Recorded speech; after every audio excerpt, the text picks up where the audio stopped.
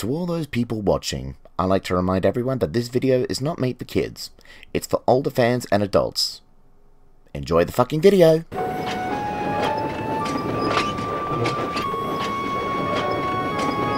Henry set down the tenders, hissing mournfully.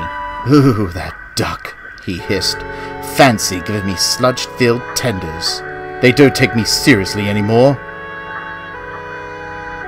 But I'll show them a thing or two." He trudged back to the yards where only Flying Scotsman and Donald were waiting.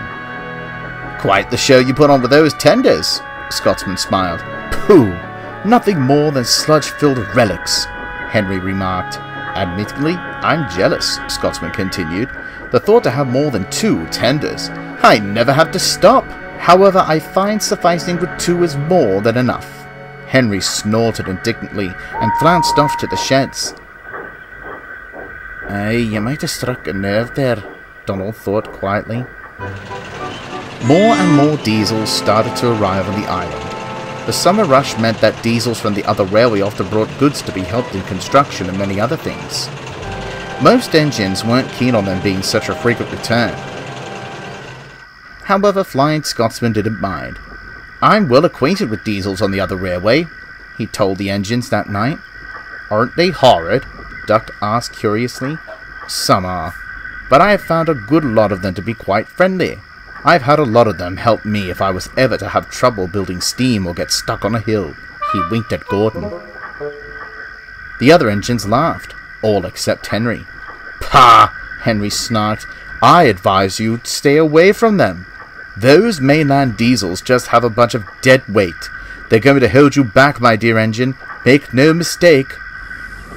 The next morning, the owner spoke to Flying Scotsman. "Boko has failed. The fat controller asked if we would be open to taking a final train before taking the enthusiasts home." "The more the merrier," Scotsman said. "It'll give me another chance to stretch my wheels." He reversed into the station where Boko's coaches were waiting for him. Henry was sitting on a nearby platform. The Flying Scotsman buffered up and waited patiently for the guard's whistle.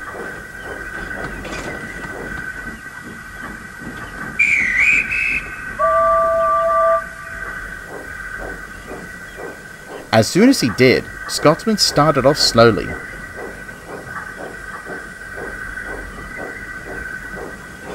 He didn't get far until suddenly he felt a surge in weight and came to a stop. "Oh my, whatever is going on?" His driver looked back.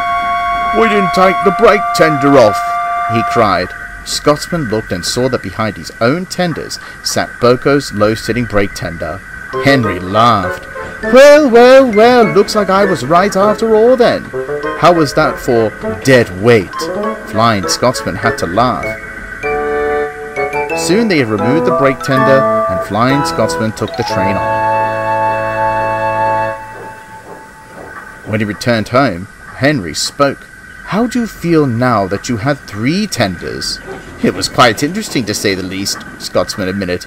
"You were certainly right about diesels having dead weight. Although I don't think this is what you were implying." Henry looked down at his buffers. "Never mind," Scotsman continued.